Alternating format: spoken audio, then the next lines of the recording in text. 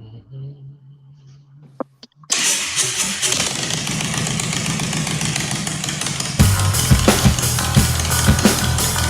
to the Big BoneYard.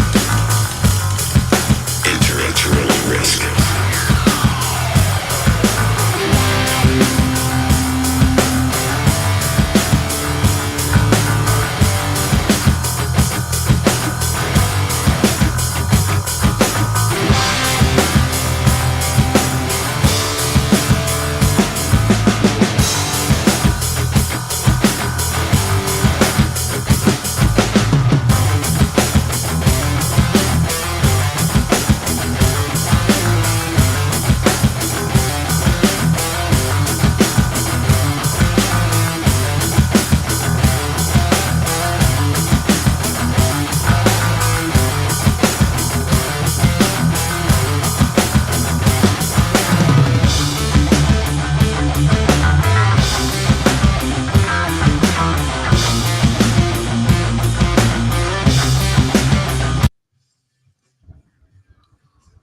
Man, you guys, thank you very much. Oh, and let me try this again in English. I'm trying to make sure y'all can hear me, man. Thank you, folks, for coming to join us tonight on the Big BoneYard.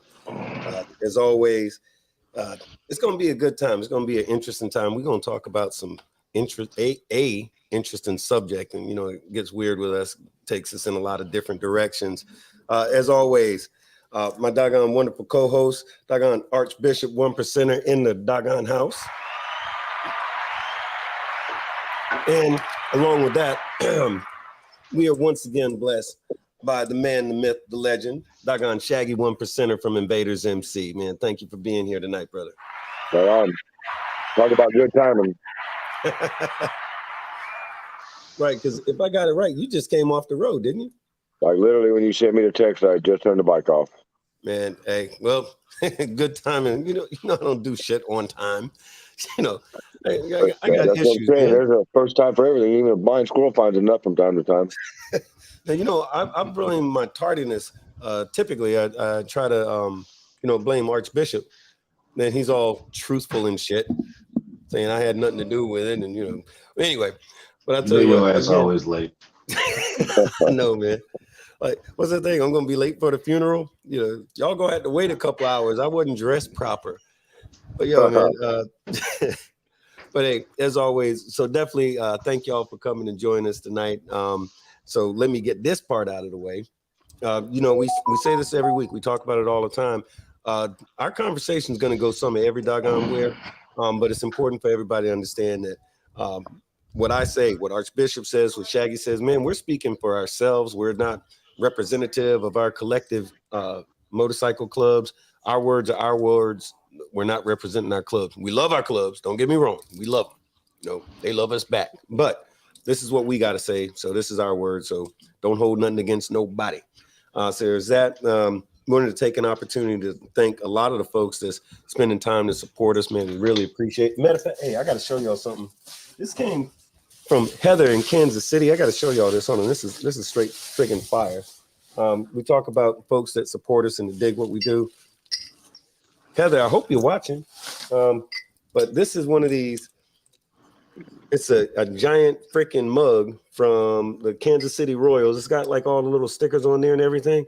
Now I am forced at this point to drink lots of beer and or other type of alcohol. So Heather, man, look, thank you for sending this. We really appreciate it very much. That came in yesterday. So that was We're mine.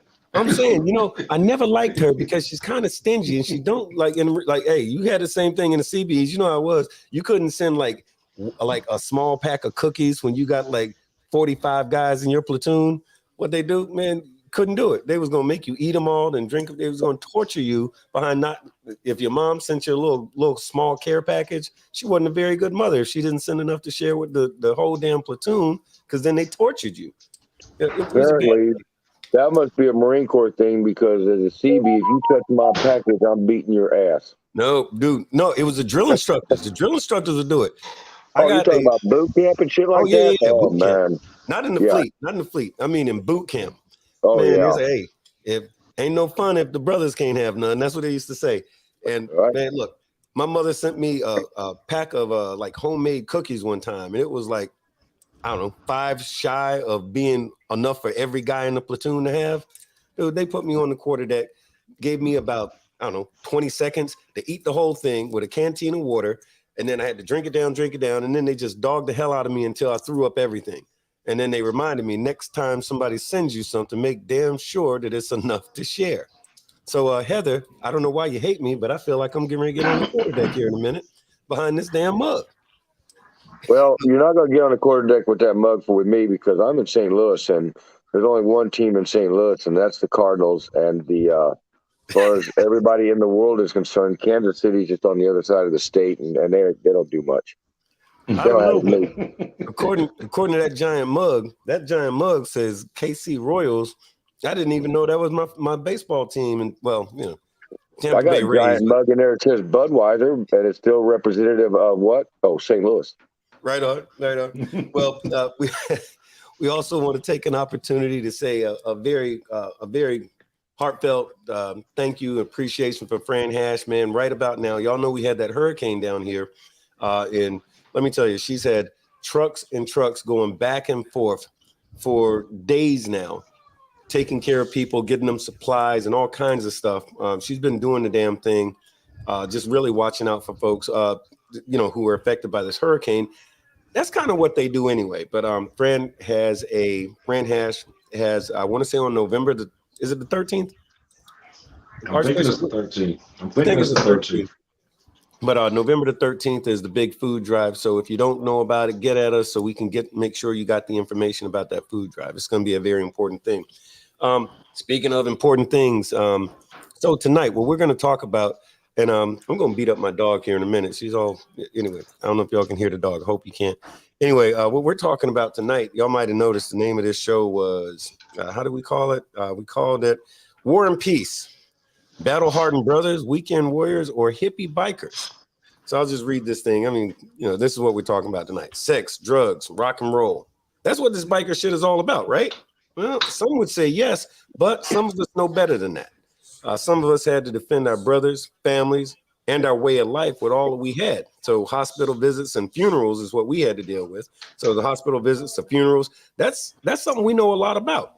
So why be in a club if that's part of it, So that's what we're going to find out about tonight on the Big BoneYard. And again, we're blessed to have doggone Shaggy 1%er joining us tonight. And let's go ahead and get it in, fellas. And by the way, if you want to call in, we're going to have the phone numbers and so forth posted so y'all can call in if anybody's got questions or anything for us. Feel more than welcome to. And we're going to be giving out some free gifts, maybe a T-shirt or a mug or some of that cool stuff that y'all been looking at over the past few weeks. But other than that, Archbishop, why don't you get us started and tell us how this whole damn conversation came up in the first place? Well, we was had a conversation earlier today, and we were talking about wartime as opposed to peacetime. And I know, like, you have bros that was, when they came into these clubs, they came in during a wartime situation. So when you came in, you was taught a certain way, and that's the way that you instilled all this time. And then, as time went on, and you have this quote peacetime, if that's ever, to me, I feel that there's never an actual peacetime, but people use that. But anyway, this quote peacetime, bros are being taught differently, and you can see it.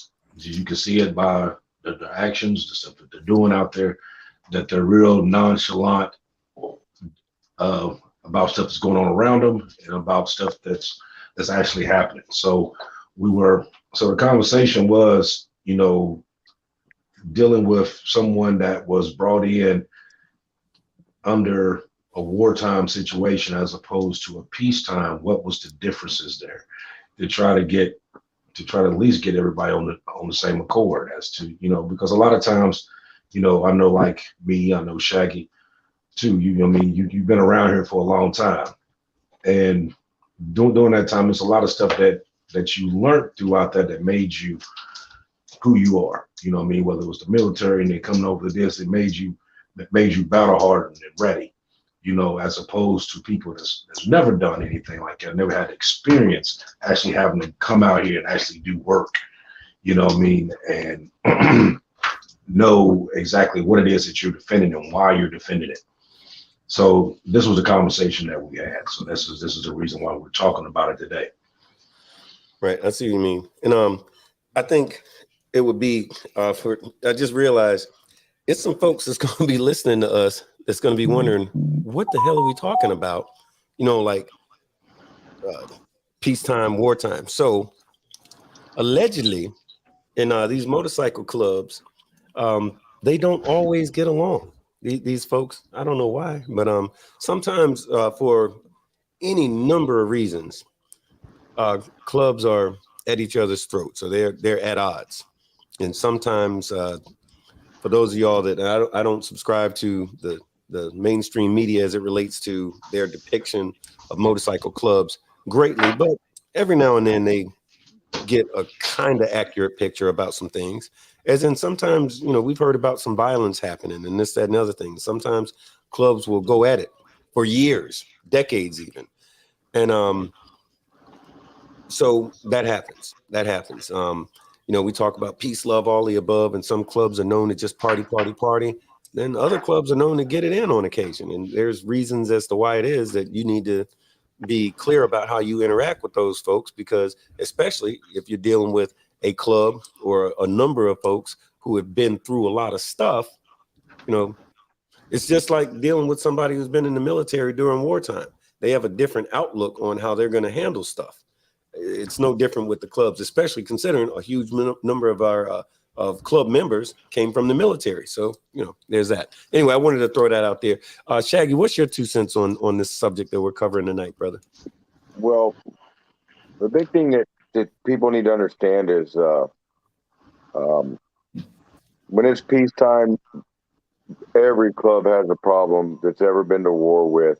They got nobody externally to fight. They nitpick each other. They fuck with each other. They it's like the club's in turmoil. They have nothing to do. I mean, it'll turn into, you know, such deep, strong brotherhood, and then next thing you know, man, everybody's like just nagging each other, picking each other, just tearing each other apart. It's ridiculous. Yeah.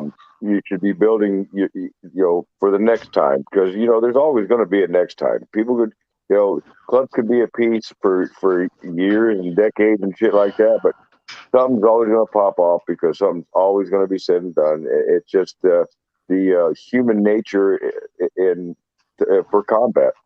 The guys that were in peacetime, like I came in the military in peacetime, and I came in the club in peacetime, and you know, it was kind of, I would say club life was boring back then, but what I would say is, you know, you had nobody else to fight. Nobody in the bar wanted to fight you. What did you do? You picked at your brother and fought with your brother. You got drunk with him. Next thing you know, you're both wearing black eyes, laughing about it. But then when it's wartime, you know, that's when you find out just how strong your brotherhood is. You'll find out who's going to be standing there and who's going to leave a dust trail behind them when the shit hits the fan. So just like at wartime, man, you got to be prepared. And the only way you can be prepared is you have to build your brothers up, find their weaknesses and make them strengths. Find, you know, you find out who your leaders are. As I like to call it, you find out who the real alpha males are. You know, everybody says, well, we're all alpha males. No, we're not. Your leadership is alpha males. Your leaders are taking control. They're the ones, you know, leading the march, and they're the ones, you know, giving the advice and giving the, you know, motivation to do things. You know, I've always thought that the wartime shit this day and age is really ridiculous. It proves nothing. It makes us look ridiculous. The club community as a whole. And it proved nothing. You know, I always hear about these great, you know, fist fights and shit from back in the day. And, you know, guys and of today's generation are afraid to pull their hands out of their pockets and go to fisticuffs like most of us were taught as kids. They want to pull their guns out and start shooting people. And, you know, the mafia and the early bikers, man, they killed each other. Like, they didn't go outside that. There's very little, like, you know, civilians that were killed. But now it's like, man, everybody's, you know, that 1980s fucking gangbanger where they're, you know, opening up Uzis to put 200 rounds down range and shoot the grandma that wasn't even involved in it, and she was across the street. They never hit what they're aiming at. It was very exclusive to the person that was involved with the problem. Now it's a lot of innocent people are getting hurt. A lot of people are doing these shootings, riding motorcycles down the road, at Mach 10 because they think they got something to prove. Well, what was it last year with the incident down there in Florida? An old lady got killed. I mean, what was really the purpose in that?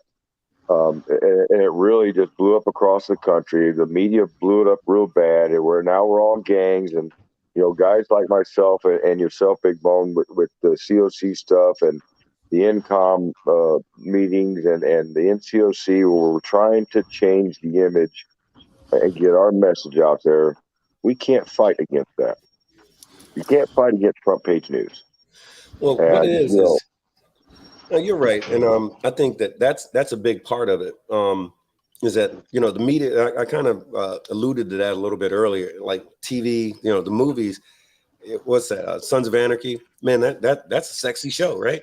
And that's the kind of stuff that I had this buddy of mine who was in the newspaper business for a long time, and he used to write. He was an editor, all this, and he said, "Man, if it bleeds, it leads." And what he meant is that if there was some crazy stuff, somebody got shot, killed, murdered, raped, or, something bad, man, that was front page news. So as it relates to bikers, we've had this biker lore for a long time, but we got to be honest about it. The biker lore and some of that stuff, man, they live for that stuff. So every time it kicks off, every time something happens, every time there's a big funeral or something like that, what do they cover? They cover the incident.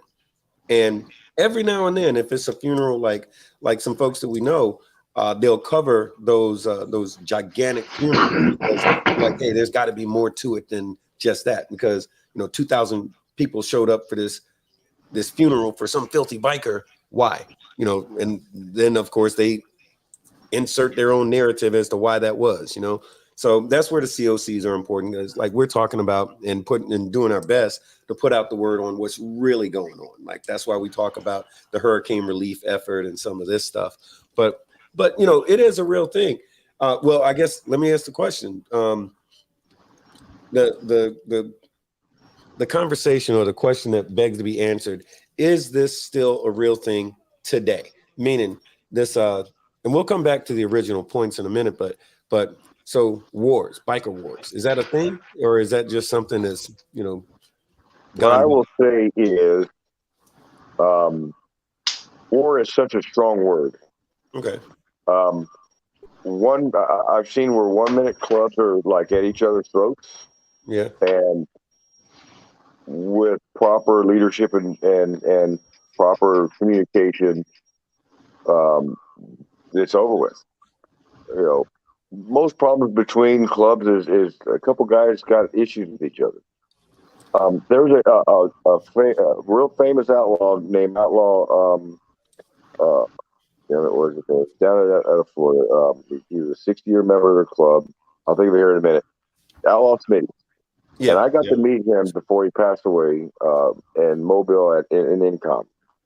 Dude wasn't a very big guy. I mean, I think he was like 5'6", 5'7". I'm 6 foot tall, and he had quite the entourage with him. And he sat down and talked to me for about 30 minutes, and we talked about something similar to this topic. And he goes, the biggest problem with today's day and age is most guys in motorcycle clubs, especially a lot of the big clubs, the history is not passed down. Why the wars were started? Why we should hate those guys? What happened? Brothers that were killed. He went through this whole thing with me, and because I couldn't understand why it's so hard for all these clubs to come to the COC and just come together for one common cause.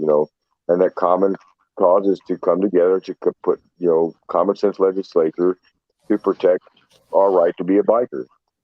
And he goes, 60 years in the club, I know why those wars were started. I was there. I witnessed it, a part of it, the whole 9 yards. And he said, these guys these days have no idea why they hate the other guy. And that's very significant for that dude to say, right? I mean, this guy is somebody, you know, in this lifestyle. I mean, he was very well known, very, very, very intelligent, and I mean, he was a keeper of the knowledge. He was very wise, and a lot of people listened to him. But a lot of people didn't listen to him close enough because what's still happening? People are joining clubs and hating guys they don't even know or even have any idea why they hate somebody. Right. So, Very like, true. you're saying, like, the history of it. So, Bishop, is this still going on? Like, or is it a war, or is it just like Shaggy saying, it's just some guys are hating on some other guys and don't even know why, or is there the actual reasons behind it? Well, what Shaggy said was absolutely correct. I don't think there is a quote quote war going on. There's individual battles, in certain states, just and dealing with a variety of stuff. And most of the time, 9 times out of 10, it's dealing with a woman. Most of the time. Yep. Most of the time, that's what it's dealing with. Let's just call a spade a spade. It's dealing with pussy. Yeah. That's what it's dealing with. Sorry. And it's you have people that be in other states. Like you get a phone call and say, hey, such and such went on in this spot or whatever. But you never figure out the reason why it actually took place. You know what I mean? Or Sure. like you got a lot of guys. This is why we was talking about this before, because a lot of people, when they come into these clubs, like I said, if it was something that was going on previously, they catching it secondhand knowledge, and usually the people that they catching it from, hell, they wasn't even there either. They taking the word from somebody else who took it from somebody else from somebody that was actually there. You know what I mean? So of course that story is going to change monumentally. So you coming in with a hatred already set up for somebody that number one, you really don't know what's going on. Number two, it didn't happen in your area. And three, I mean, granted, you can do all the talking you want, but when the shit hit the fan and real come real, are you going to do something? I mean, one of the things that I heard, that was told to me when I first came around, being an outlaw club, sometimes you got to do something outlawish. Are you actually prepared for that? Yeah. Now, you got me thinking about something, and that was, I remember when back in the day with my first club, we had our situation was we had we had a lot of events, a lot of get-togethers, even before we had a clubhouse. We had like what was referred to as a home bar, and we ended up having like 3 of them because we were doing so much stuff, so many events and all like that, and it was cool. And we made a couple of bucks doing that. Well, then we got a clubhouse. Now that changed everything. Once we had this clubhouse, and we would put together an event, or like our open house, or like some annual, or whatever the hell it was, bringing Halloween, everybody come here type of thing. It was cool, but now we were concerned with who was coming.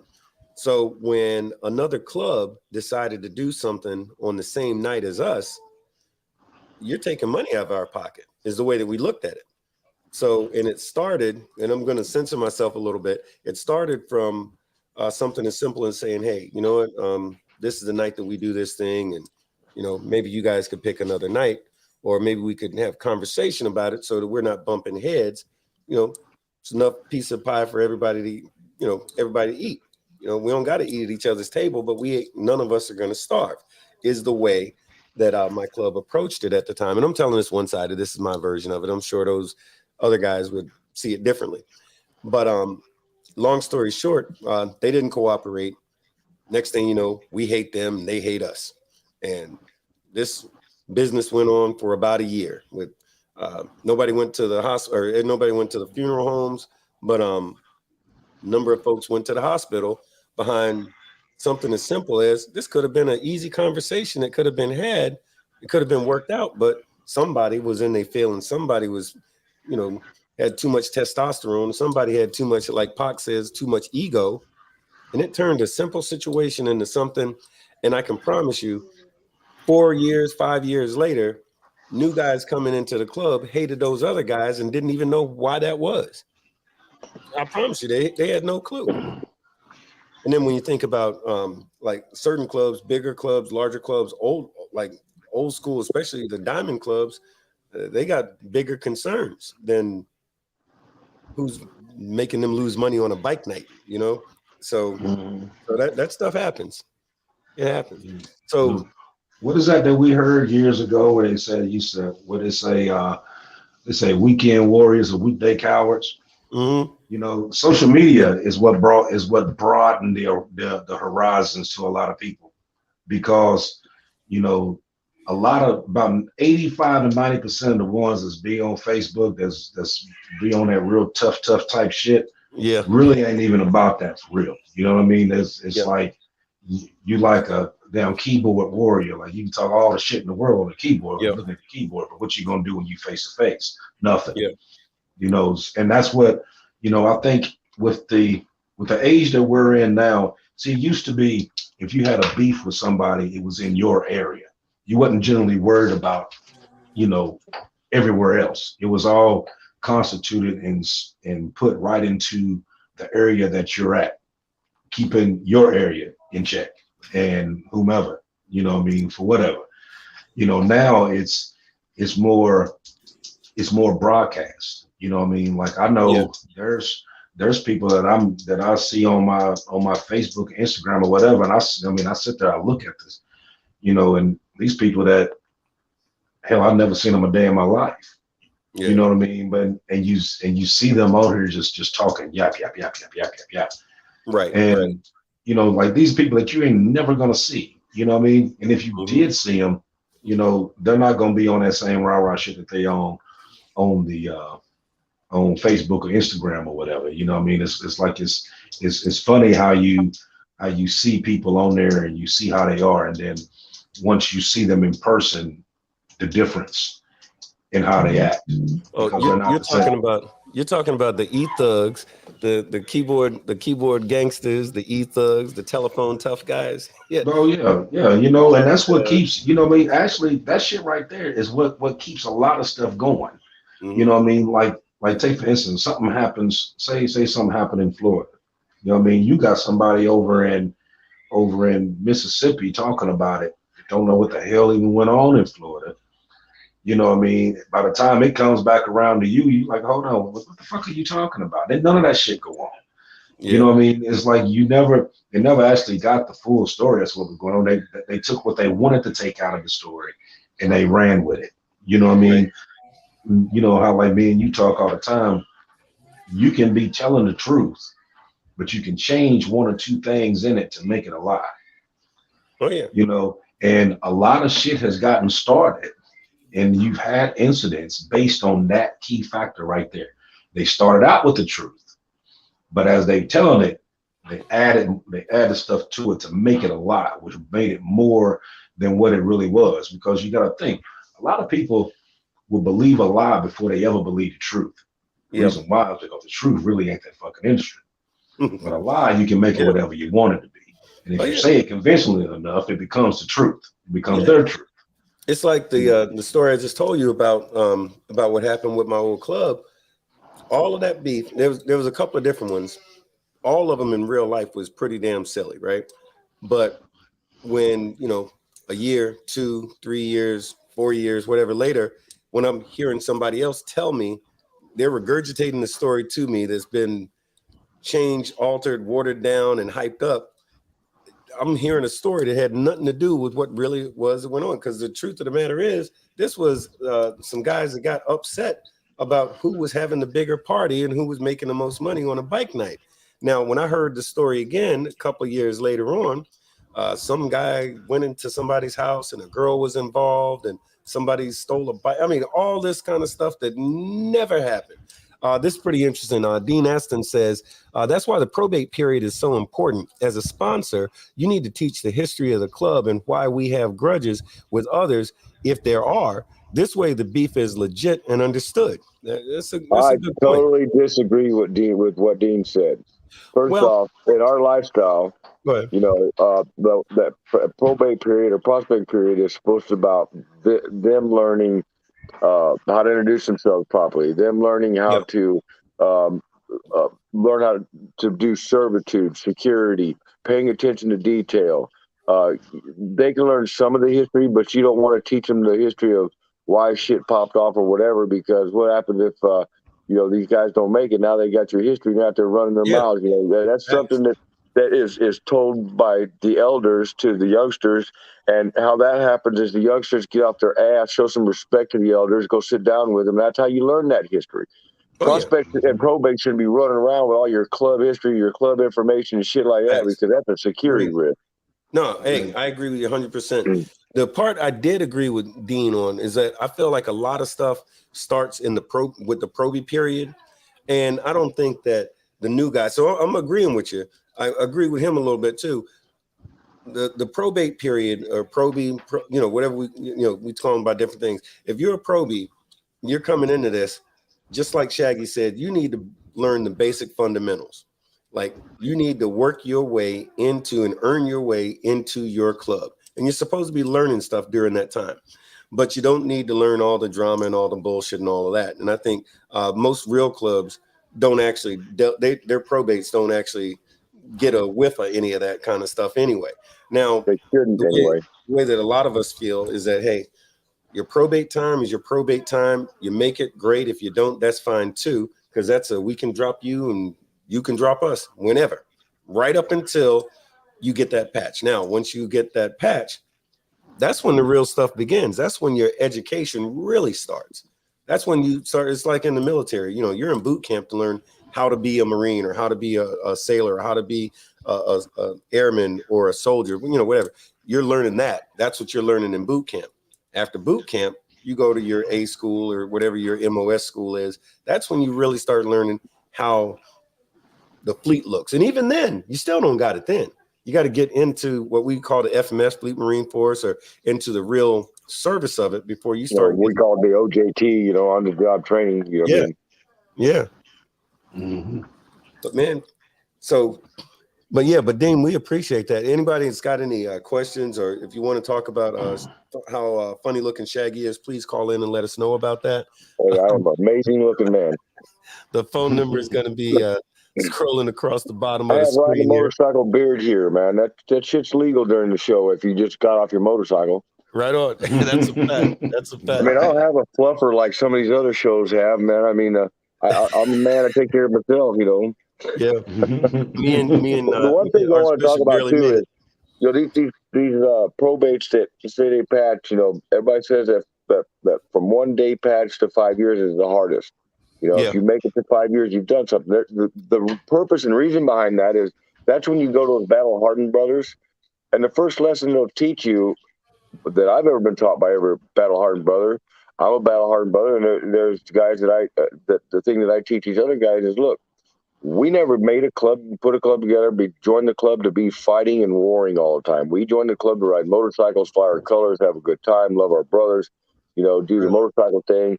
And most clubs are forced into defending themselves, or they're tired of being picked on, so they become the aggressors. They do whatever the hell it takes. The fact of the matter is, war is a last-ditch effort when all else has failed. And it's like, clubs say, hey, I've had enough. You want to throw hands? You want to throw lead? You want to do whatever the hell? I mean, all this shit's well documented. And the bad part is when somebody else documents it or writes a book about it, or the media gets a hold of it, or that snake law enforcement officer who infiltrated the club put the book together to talk about how, man, these guys really had brotherhood, but shit, I had to tell a tale on them anyway, and he puts his version of it together.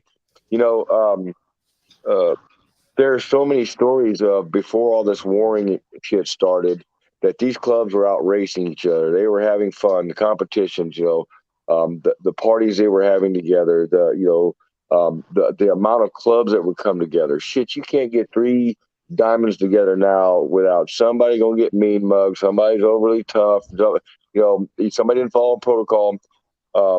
It's always a dick measuring contest, and it's really funny to me. You know, life is simple, man. We make it difficult for ourselves. We put ourselves on Front Street, and then battle hardened brothers are guys that defended the club because they had to. Most guys are the keyboard warriors. I don't know about the hippie biker thing, man.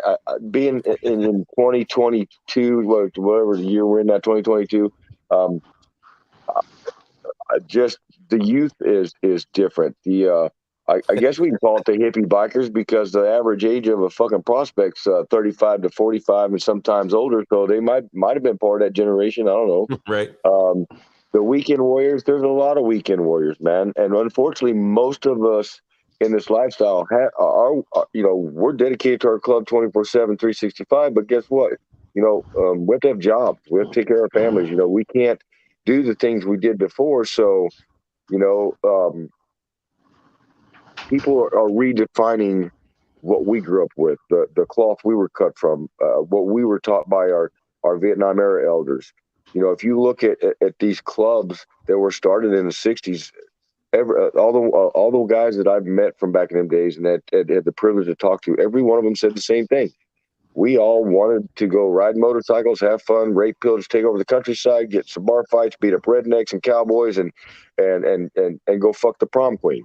And it turns out that somebody from another club was already established there. They didn't like us, and now they want to bully us around. So we had to stand our ground. Well, next thing you know, we're in a war for 50 years, and voila, there's the history, right?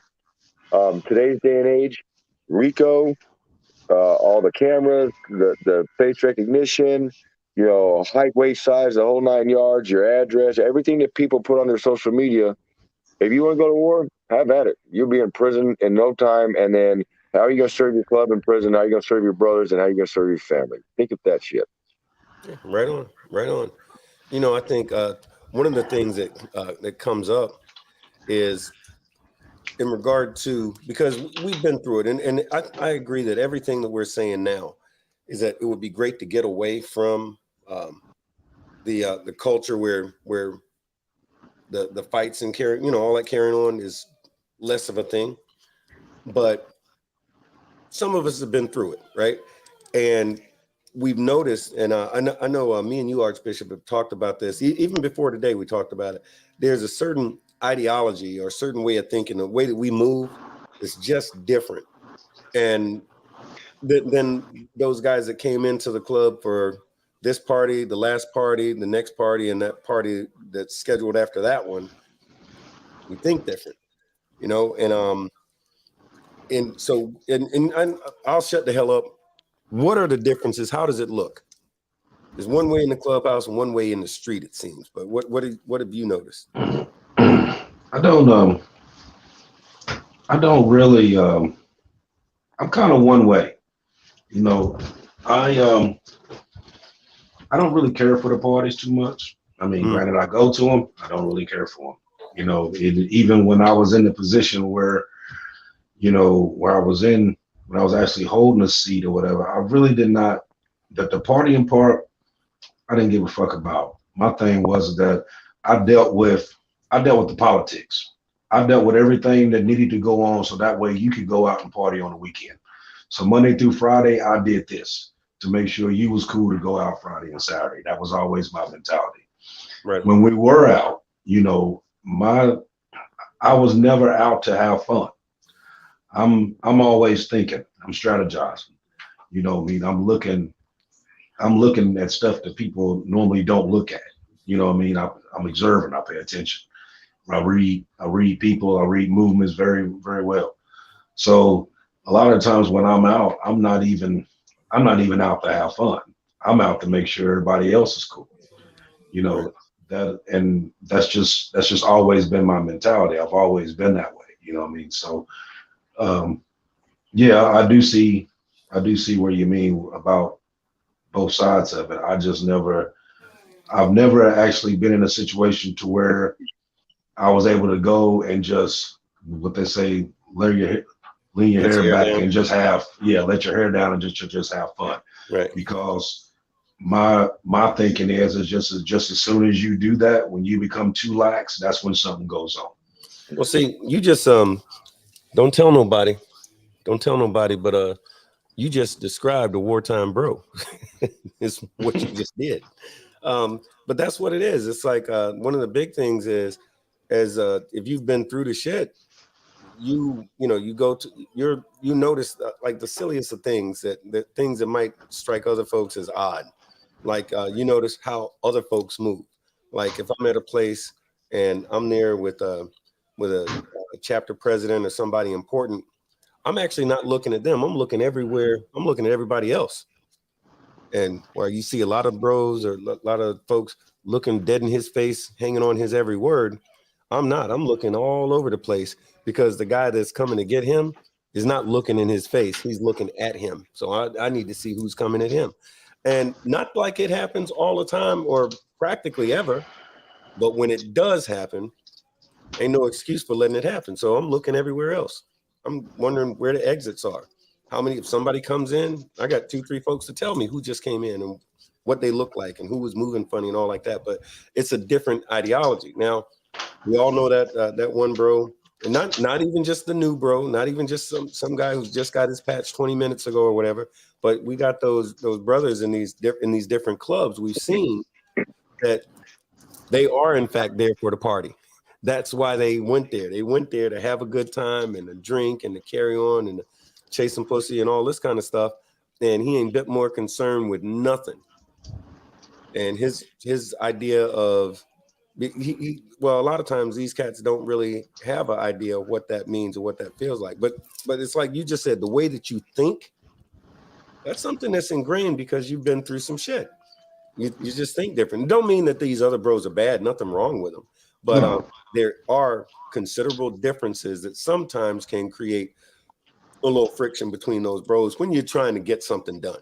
You know what I mean? Because I would that's say. why Go ahead, Shane. Well, I was going to say when he's talking about the party bros, there is one thing that is an issue at most of the time with the party brother is that he made it through prospecting, learning, or should have been learning the security type shit, that's very paramount for the club. But he felt to indulge himself in being the party brother, which I've had a party brother just, every chapter has one, every club has one, and he's the guy that's always the jackass in the corner getting drunk. But he's the biggest security risk. And yeah, I do have issue with that dude. And it's not that I don't want my brothers to have fun, but if we're out in public, security's paramount. You don't get all shithoused and show your ass. That's what the clubhouse is for. And that party brother has a tendency to show up to important stuff like, say, sit downs with other clubs or going out in public to bike nights and stuff like that. And he's, fucked up as a football bat. And then, you're looking at him like, dude, man, why did you even show up, man? You can hardly fucking get on your motorcycle. And you look like shit. You smell like a damn brewery.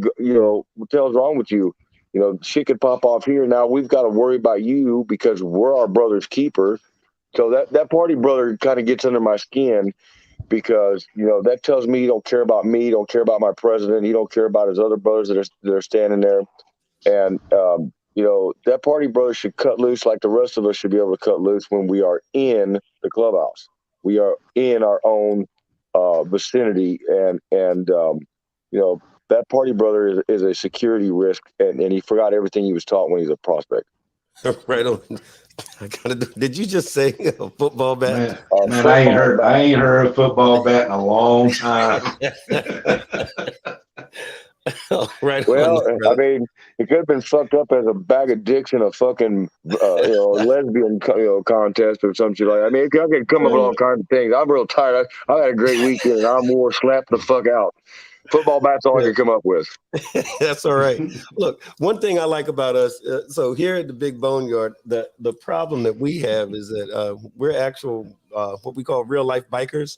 So typically, and I mean, I don't think it's been 1 week where we was able to just 5 hours before the show just sit around, chit chat, talk about stuff. No, we're on the road. We're riding motorcycles. We're both rushing to get back to wherever our setup is so that we can jump down here, 9 times out of 10, I started to lie and say taking my helmet off, but I don't really wear one that much. But I'm running in, tearing stuff off so I can get in the chair and do the damn thing, because we ride motorcycles, we do biker shit. We're at this house, that house, on the road, some event, some something.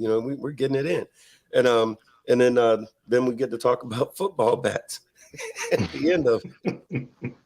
But I'll tell you what, fellas, I think that the subject matter, and Shaggy, actually, you had mentioned something a little earlier that all three of us have actually talked about, I think, on the show and off the show, and that's once upon a time, you said it earlier, two groups, two different clubs had some issues, and man, they were going to knuckle up, and they were going to be in a bar, and they were going to throw down and beat up some rednecks or this, that, and that, however it was, you were going to get it in. And everybody went home and nobody was dead, right? But from some reason, from how it was 100 years ago till now folks are going to funerals, and that's happened in the past couple of decades an awful lot. And it makes you wonder, and I know we've delved into this before, but it made you wonder, why in the hell did that start happening? And or is it still happening? Well, think of it this way, a couple of us this past weekend was talking about, the history of the 1% diamond, where it came from, how it was labeled, all shit like that. When clubs in the 60s, 70s, and 80s and into the 90s were becoming corporations in a sense, the well-documented drug dealing, the well-documented guns, the well-documented prostitution, running ladies, and the extortion, and the this and the that, the shit that is all well-documented. And it became about territory and less about just pride in where they lived or whatever. It was all about control of whatever market they were into.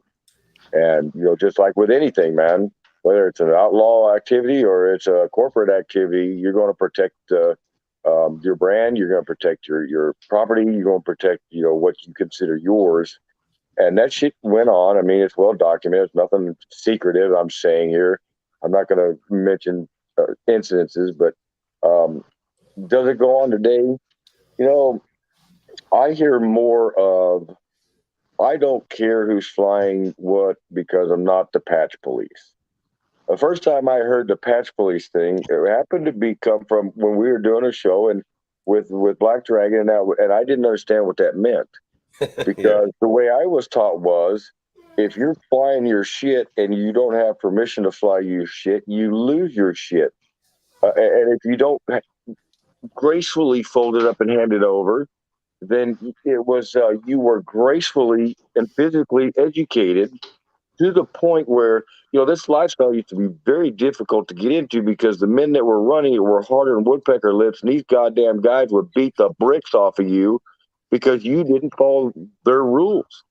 And those rules were very important lessons, and there was a very strict code. There was very little bylaws, a whole lot of unwritten shit you had to learn. And now guys, they're like, well, I just show up anywhere I want to.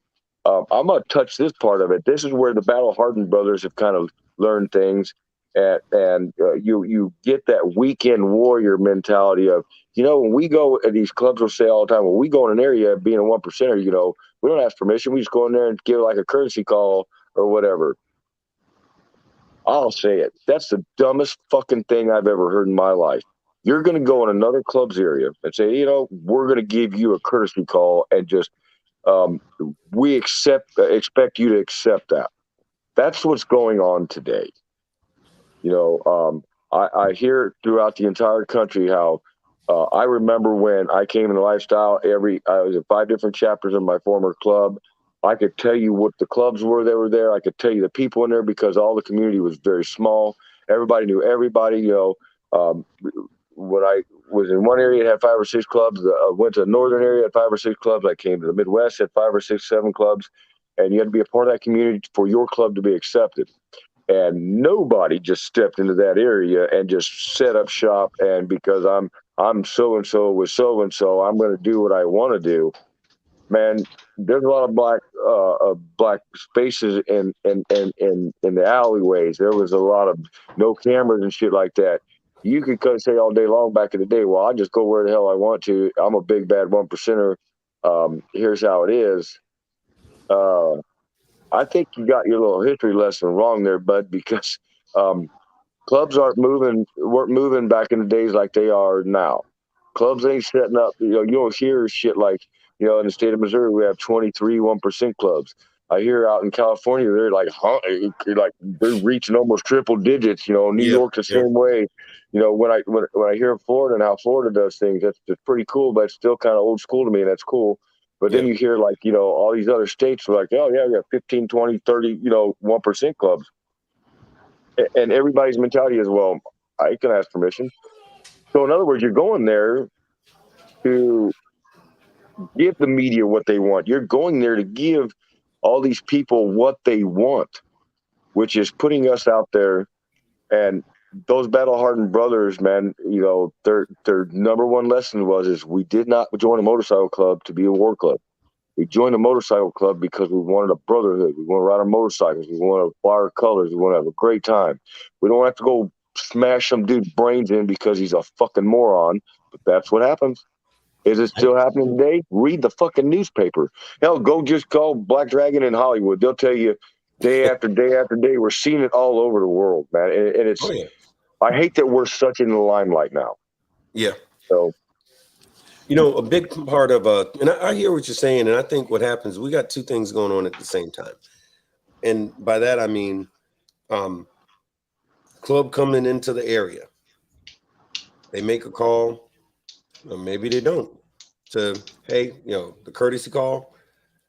The reason that became a thing is because some clubs are not set up and have no intention on getting into any shit whatsoever, but they still want to go to wherever the hell it is they want to go. So they do that as a matter of, as a fail-safe, like, let's release the steam. Then you got some other folks who don't ask permission, ain't making a phone call, nothing else. And depending on who's there waiting on them, they might have a different experience. So, and here's the other thing, which I know you and I talked about this a lot, Shaggy, it's geographical. Depending on where in the world you're going, because like the West Coast, California moves a whole different way than the East Coast, or specifically Florida. Florida's a real old school state.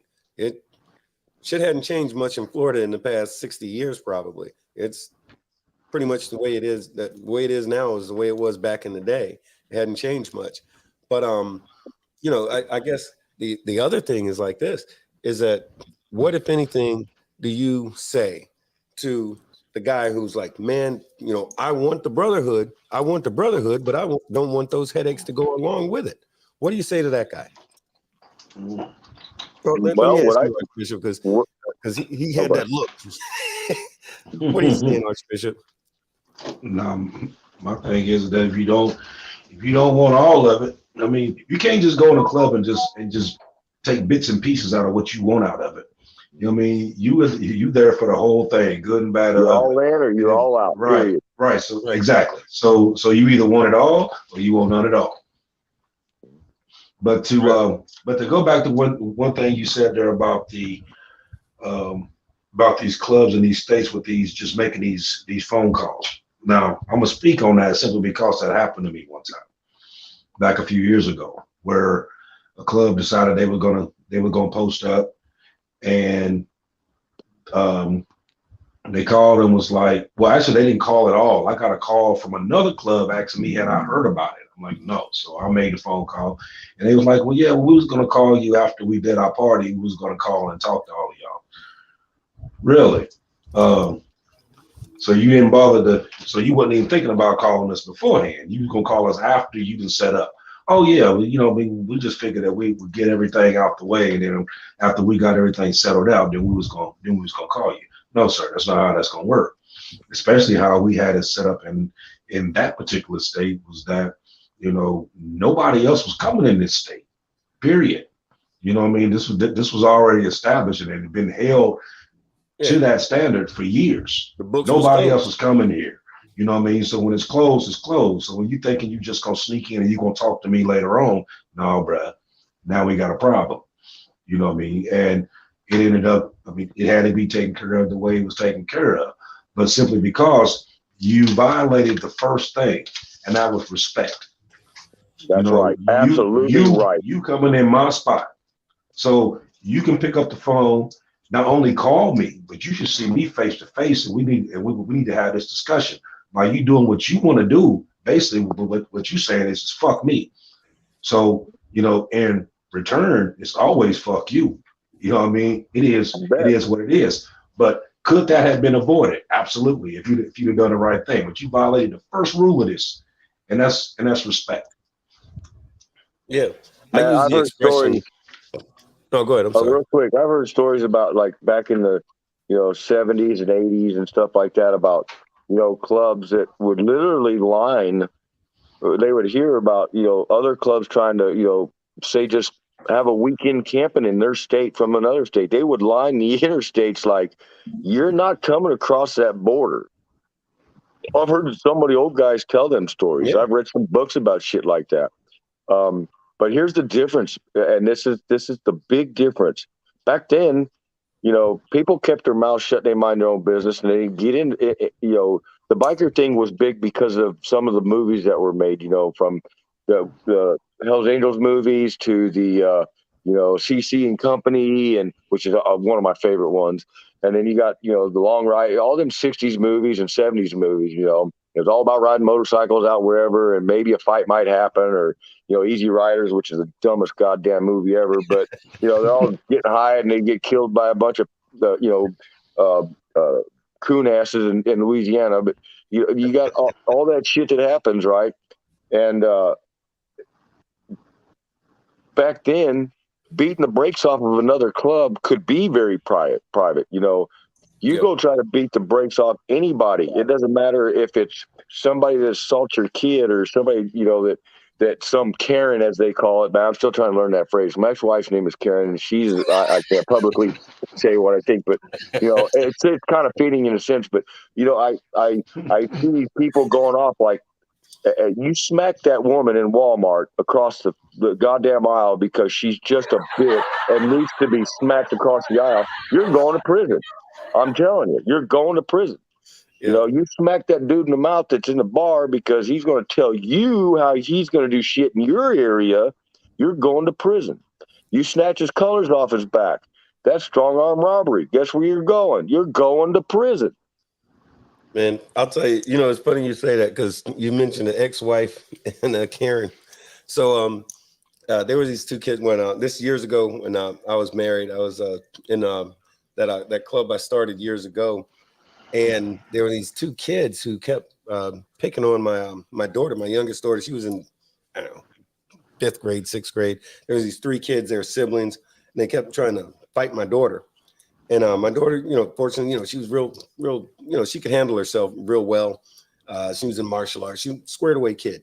And she's all emotional, like, Dad, I don't want to hurt these kids, but they need to stop. They need to stop. So, of course, my ex-wife talked to the teachers and the principals. Nothing ever happened. Kids kept doing it.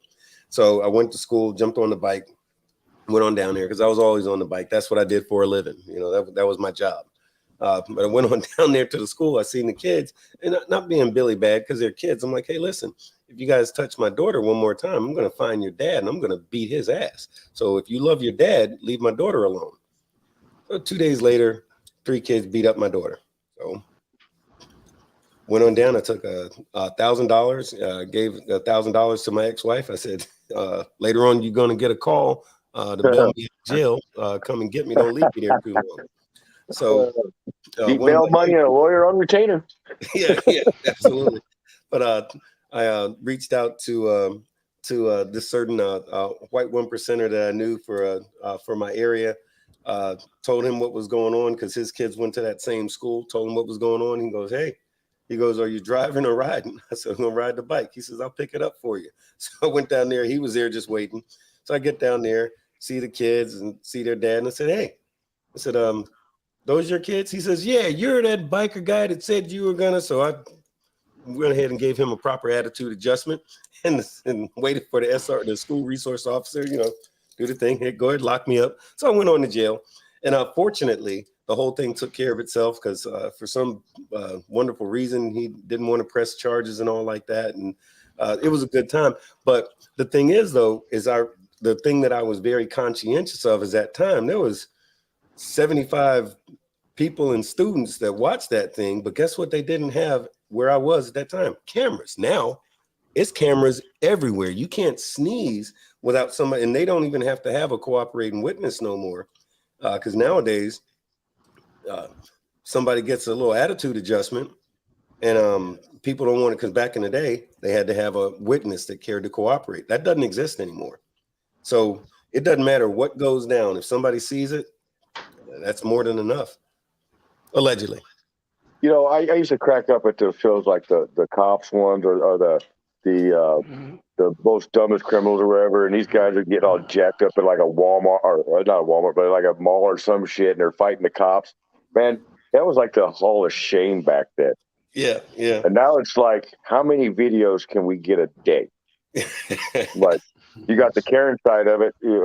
Then there's got to be a guy's side of it. Not guys can't be Karens, I wouldn't think, but Mitches. They're Mitches. Male bitches. I have to write that one down. That's a new one. Yeah, Mitches. But you get these people that just act fucking insane.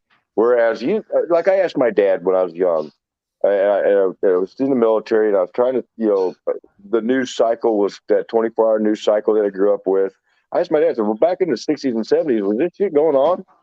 And he says, oh, yeah, history ain't changed. We've had the murders, the rapes, the this, the that. I mean, some of the strangest and record-holding serial killers came back from, back in them days. But they had 24-hour news cycles.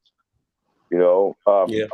I remember the biggest story back when I was a kid was that little girl Jessica fell down that fucking pipe. And for goddamn, a month it seemed like they were digging that little bitch out. Yeah. But they got her out, and oh man, that was the start of CNN. It was just like never ending. So, like you said before, if it bleeds, it leads, and it's ridiculous. I think the stuff's been going on. I don't know I don't know whether it's exacerbated more because of the fact that we got these 24-hour news cycles, or whether it's been going on the whole time and we just couldn't see it. It's like, that's what my dad said. It was going on the whole time. Yeah. But news came on at certain times of the day, unless the president was speaking, right? Yeah, yeah. 6 and 11. Noon, 6 and 11. Yeah, we're all old enough here to go, God damn it, what's a big joke? The president's on. Fuck, there goes my cartoons. I'm going outside. I don't want to hear that guy's got to say. Dad's like, shut up, the president's speaking. Who cares? This is ruining my cartoons, man. Yeah. Well, outside, I don't want to hear you kids anyway. Yeah, I was trying to watch the Jeffersons and moving on. Richard Nixon, or who was it? Jimmy Carter wanted to come messing up the Jeffersons for me. I only got to see them. We only got to see black folks twice a week on TV back then, and it was a big deal. I don't believe that because I watched them old shows too, and I'll tell you, we were talking about that this weekend. Like 4 of them. It was like the Jeffersons, the Jeffersons. What's the one with J.J. Walker? Good Times. Sanford and Dynamite. Sanford and What's Son. happening? And, what's happening? What's happening? Yeah, you didn't have a lot. No, that was it. Yeah, but here's the funny part about that, though. All of them shows would not make it today because they're straight up the most racist. Like Archie Bunker and I was going to say Jefferson went at it all the time, and it was like it was kind of cleaned up a little hilarious, bit. Though. But nobody was sensitive to it, right? We all laughed at it. I wasn't raised around racism, so I couldn't even identify it if I tried. Now I could, but back then it's like this shit was funny as could be. Look at we were talking about Warner Brothers with Bugs Bunny and all that shit like that. Yosemite Sam, if they'd have let him actually say what he was thinking, we'd have learned all 7 words you weren't supposed to say. Hey, look, the movie is Blazing Saddles. Nowhere in the world they can make that movie in 2022. Right. Somebody would go to jail or something, right? Especially when what's the dude's name, Cleavon Little, where he Gene Wilder grabs him and he's got him as a prisoner and he yanks him over like this, and Cleavon Little says, "Hey, where the white women at?" That wouldn't. Well, think of it that way. It was you talk about You're talking about Blazing Saddles. Oscar Wilde, and what was Richard Pryor. Them two No, guys, man. Gene Wilder. Gene Wilder and Richard Pryor. So all the movies they did together. Yeah. Man, all the racist shit they hit on. I mean, well, was it? God damn it, where he was blind. Richard Pryor was blind, and Gene Wilder. What the hell was that? That was. I mean, they got some moments in that one where you just stir crazy. Stir crazy. Yeah, that was stir crazy. You scratch your head these days, and the kids are like, "Oh my god, I can't believe you said that." I said, "Shit." That was light. Said that. That was light. Go listen to your rap music. I can't believe they're saying that. Well, hey, I'll tell y'all before we forget about it. Anybody who the folks in Florida. This is a horrible segue, but there's folks in Florida who are still suffering from Hurricane Ian. It really tore up and devastated whole entire sections of the state. So if you care to help out, please do. We'll put some information up, or you can contact myself or Archbishop, and we'll tell you how you can help out. So definitely, please feel more than welcome to do. You don't have to do it right now, this second. You can do it later on. You can do it tomorrow, whenever. But folks, they're definitely still going through it. We want to help them out. Along with that, what else we got? Remember all the stuff I was saying earlier. So check out if you're in the area. Fran Hash is doing her food drive on, we believe it's November the 13th. So definitely participate, or if you can't be there, send some money. It definitely helps out because Fran Hash and her law group are doing some big things, and all the help that you can give is definitely appreciated. But I guess what we were talking about tonight is, wartime versus peacetime. I guess is the stuff still going on? Maybe. Maybe. There's a part, I won't say a part two, but another aspect of this topic that we didn't really get into. And y'all gonna think I'm crazy when I say this. Guess what? Women. There's some ladies involved in the motorcycle community that I tell you what, some of these women got more balls than some of these men. I promise you. That's a fact. And hopefully in the next few weeks, we're going to be talking to some of them, not about their balls, but just about motorcycle stuff in general. And well, there's that type of generation these days. I mean, they could have balls. We're not supposed to ask. Right. So, didn't the Navy start that shit? Don't ask, don't tell. Somebody messed that up. Wait a minute. No, we'll go back to the beginning. We'll go back to the beginning before we started the show. I think everybody should know this. What's that? About this new series on Netflix with Jeffrey Dahmer and all stuff like that. And a bunch of us military guys were sitting around this weekend. And of course, you get some of the guys are Marines, and I'm being a CB, and then we got some fleet sailors there and a bunch of Army guys. Yeah. And these Army guys, man, God love them. They're good brothers. They're good people. I've known them a long time. But Army individuals are not exactly the smartest. If they can spell their name right in the ASVAB, 11 Bravo, get in there, do your thing. If they can at least fill in a couple of bubbles, they might, get recon or whatever.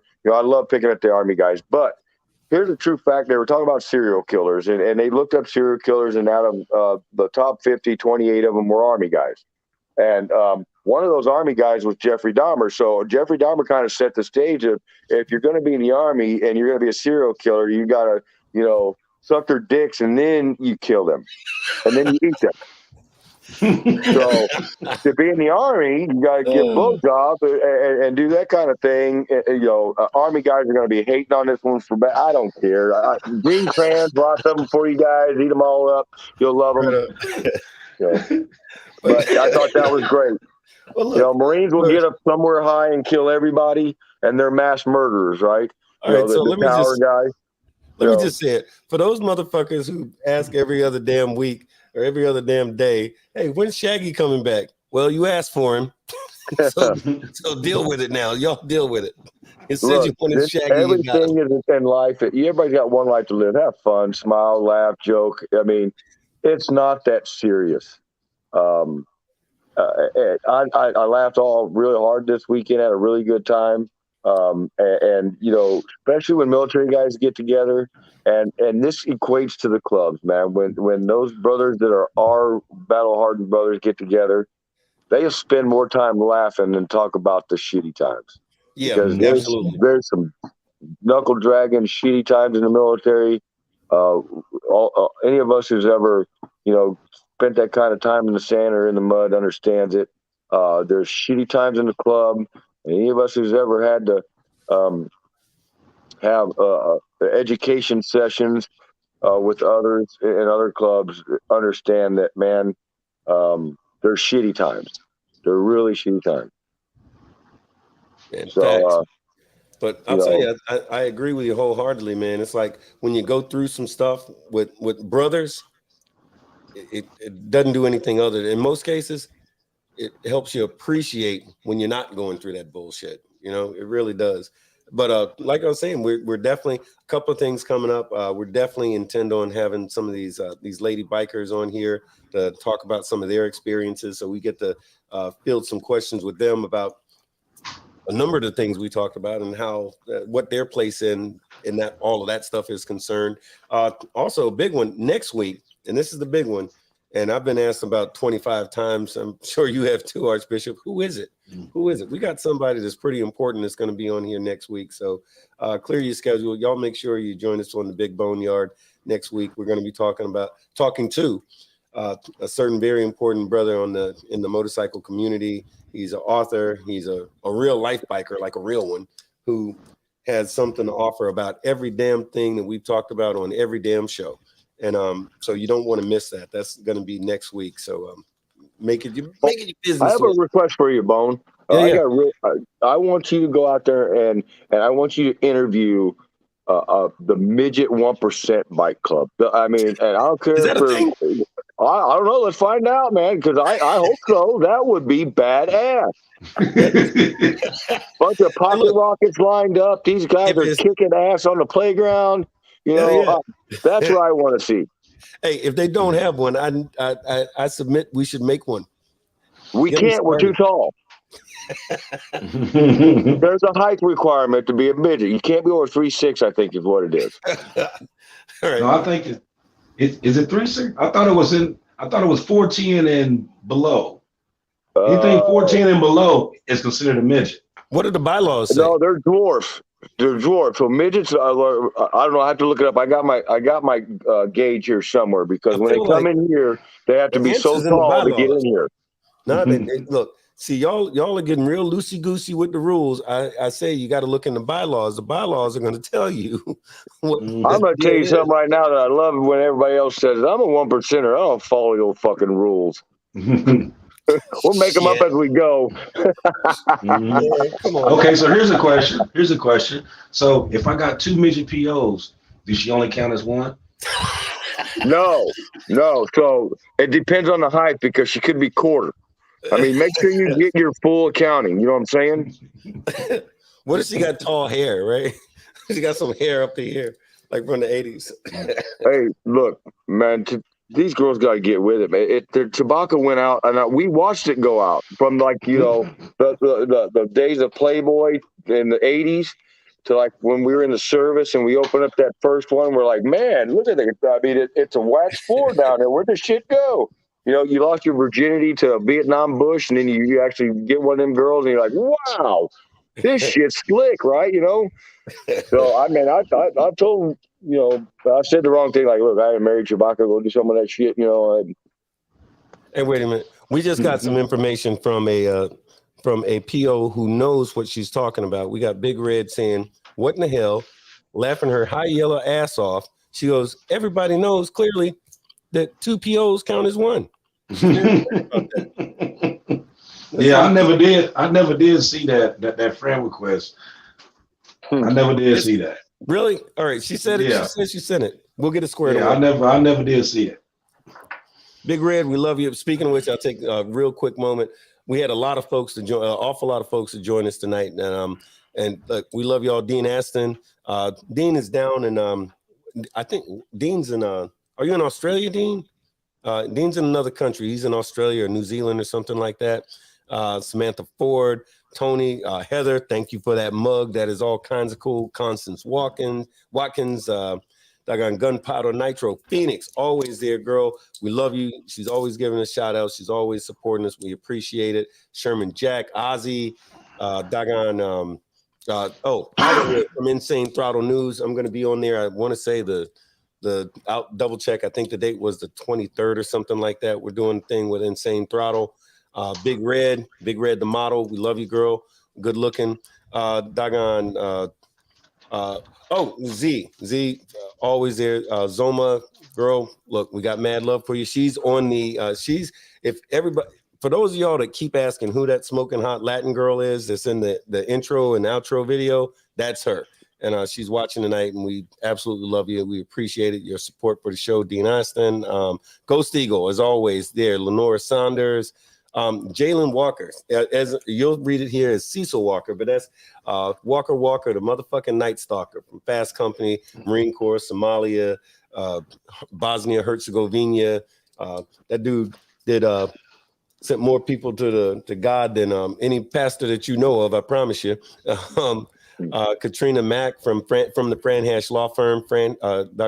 Katrina, cuz good looking. And here we go. So just so many folks, man. And so if I didn't holler your name or post what you were posting, please forgive me. It's blame it on my head, not on my heart.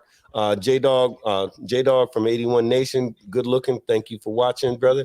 But yeah, a lot of folks. Look, y'all keep watching us. We got a lot of stuff that we're going to chop it up about. But just between now and whenever, if you have some questions, some comments, some concerns, get at us. You can call us on the phone when we're doing the shows live.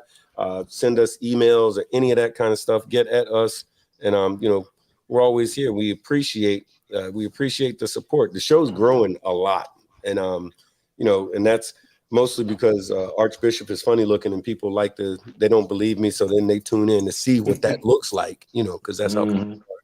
They're funny that way. But just the best you ever gonna see for free. That's right. Bang. Look, bang. You want to see what the shit show looks like? We'll show you. He got his OnlyFans page is Archie 12. No, I'm not supposed to say that here. All right, we can't talk about that here. But look, but again, man, I appreciate all of y'all joining us. For myself, Archbishop 1%er, and doggone Shaggy 1%er. Thank y'all for joining the Big BoneYard. And again, don't forget about next week, because next week is going to be something. Next week is going to be something kind of cool. But in the meantime, y'all have a great night, and thank you for joining us. Later.